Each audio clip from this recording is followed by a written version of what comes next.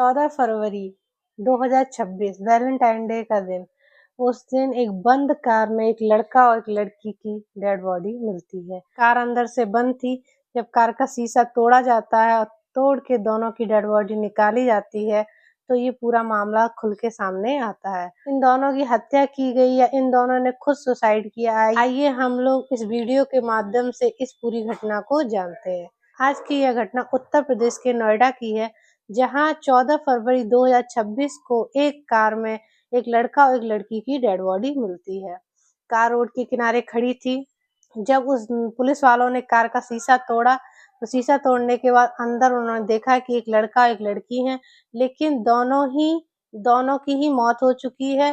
जो लड़का था उस लड़के का नाम सुमित होता है और जो लड़की होती है उस लड़की का नाम रेखा होता है। रेखा वहीं सेक्टर 64 में वो जॉब कर रही थी। लड़के का अपना वाटर प्लांट था और वो काफी अच्छा चल रहा था और दोनों की पहले से ही बचपन से ही दोस्ती थी। दोनों की स्कूलिंग साथ में हुई, दोनों साथ में बड़े हुए। इन दोनों के जो परिवार वाले थे वो भी एक दूसरे को बहुत अच्छे से जानते थे। सुमित के घर वाले और रेखा के घर वाले एक दूसरे इन्हीं दोनों जब सुमित और रेखा की दोस्ती हुई, इनकी दोस्ती के साथ साथ इनके घर वालों की भी दोस्ती हो गई।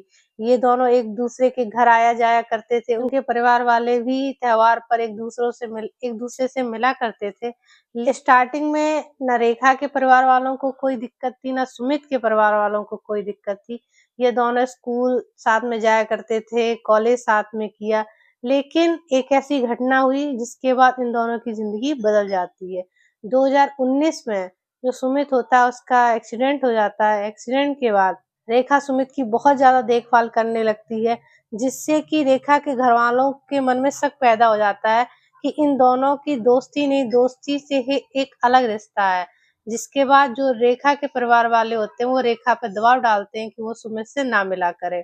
लेकिन इन दोनों की दोस्ती आज की नहीं बल्कि 15 वर्ष पुरानी थी और ये एक दूसरे को छोड़ना नहीं चाहते थे। लेकिन जो रेखा के परिवार वाले थे वो कहते थे कि ये हमारी जाति का नहीं है और ये दूसरी जाति का है। अगर तुम इससे शादी करोगी या इसके साथ तुम रहना चाहती हो तो हम समाज में क्या मुँह दिखाएंगे, हमारी क्या इज्जत रह जाएगी। जिसके चलते रेखा और सुमित की बातचीत भी कम हो गई थी। यही बात सुमित को कहीं न कहीं दुःख देने लगी थी। कहीं न कहीं उसके मन में ये शंका पैदा हो रही थी कि रेखा मुझसे शादी नहीं करेगी। यही शंका इन दोनों की मौत की वजह बनी। जब सुमित पे पाबंदियां लगा दी गई कि तुम रेखा से नहीं मिलोगे और अगर तुम रेखा के आसपास भी नजर आए तो तुम्हारे ऊपर केस कर दिया जाएगा। करीब आज से 1 साल पहले सुमित से एक नोट लिखवाया जाता है। उसमें सुमित लिखता है, वो अपना नाम लिखता है, नाम लिखने के बाद अपना एड्रेस लिखता है और उसमें लिखता है कि अगर मैं रेखा के कहीं आसपास भी दिखूं तो मेरे ऊपर छेड़छाड़ का केस कर दिया जाए। और यही वजह थी कि उससे एक नोट भी लिखवाया गया। लेकिन उन दोनों की दोस्ती 15 साल पुरानी थी। परिवार के मना करने के बाद भी ये एक दूसरे से मिलते थे, एक दूसरे से बातचीत किया करते थे। 13 फरवरी को सुमित एक व्हाट्सएप पे मैसेज भेजता है और कहता है, वो उस मैसेज में लिखता है कि तुम मुझसे शादी करने वाली थी और तुम मुझसे अगर शादी नहीं करोगी तो मैं अपनी जान दे दूंगा। यह मैसेज लिखने के बाद वह रेखा के ऑफिस पहुंचता है गाड़ी लेकर, रेखा को बुलाता है और रेखा उस गाड़ी में बैठकर चली जाती है। वैसे डेली रेखा 6 बजे तक घर आ जाती थी, लेकिन 13 फरवरी को वह घर नहीं आई तो उसके परिवार वाले बहुत ज्यादा चिंतित हुए। वो ऑफिस फोन करते हैं तो पता चलता है कि रेखा किसी लड़के के साथ चली गई है। जैसे ही उसके घर वालों को ये पता चलता है तो उनको पूरा डाउट हो जाता है कि वो सुमित के साथ ही गई होगी। सुमित के घर वालों को फोन करते हैं तो पता चलता है कि सुमित भी घर पर नहीं है। इससे दोनों ही फैमिली बहुत ज्यादा चिंतित हो जाती है। दोनों ही पुलिस स्टेशन पहुंच जाती है रिपोर्ट लिखाने, लेकिन दोनों का नंबर बंद आ रहा था।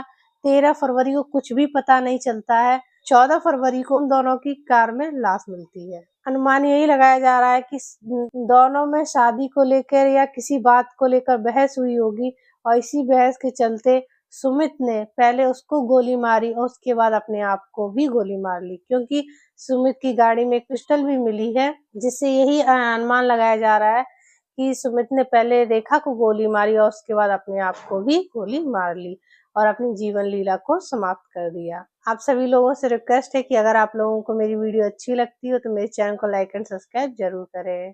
मेरा इस कहानी को सुनाने का उद्देश्य किसी को परेशान करना नहीं, किसी का दिल दुखाना नहीं, बल्कि आपको सचेत व सावधान करना है, जिससे कि आप अपना और अपनों का ध्यान रख सकें। धन्यवाद।